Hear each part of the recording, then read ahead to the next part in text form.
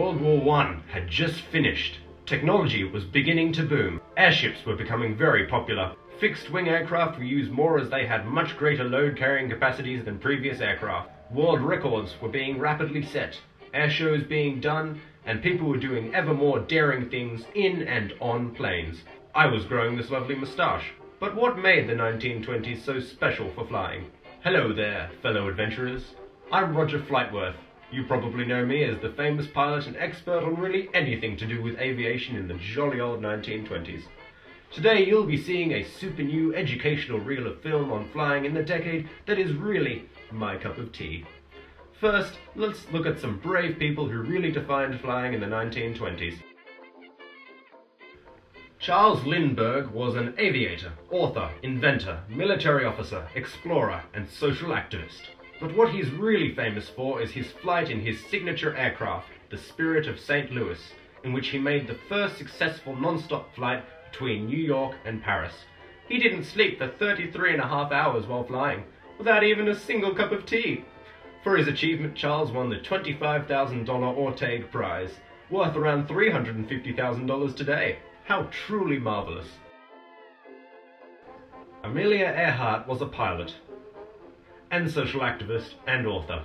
She is definitely most famous for her being the first female aviator to fly solo across the Atlantic Ocean. Smashing! However, on July 2, 1937, while attempting a round-world flight, Amelia and her navigator, Fred Noonan, lost all human contact apart from each other.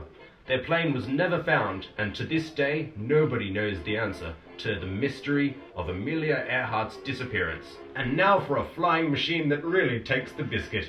The airship! A marvellous piece of machinery. But what made 1920s airships so special? Well, for a start, the first round world trip was made in one in 1929. Also, they were becoming bigger and bigger. Having hydrogen as the gas inside an airship was normal then, until people realized that hydrogen had a habit of doing this. So unfortunately, airships mostly stopped being used after a few huge explosions, but blimps are still used today. But let's think about planes for a second. Well, now that we've thought about them, let's look at the jolly good new plane tech that the 1920s brought. Up until the 1920s, planes were mostly made out of wood, but the new-fangled aluminium frame planes meant they weren't as flimsy as sticks. This meant people could do even more smashing stunts and make monoplanes.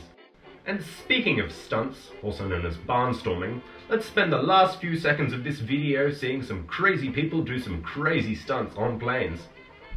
I'm Roger Flightworth, and this has been 1920s Aviation.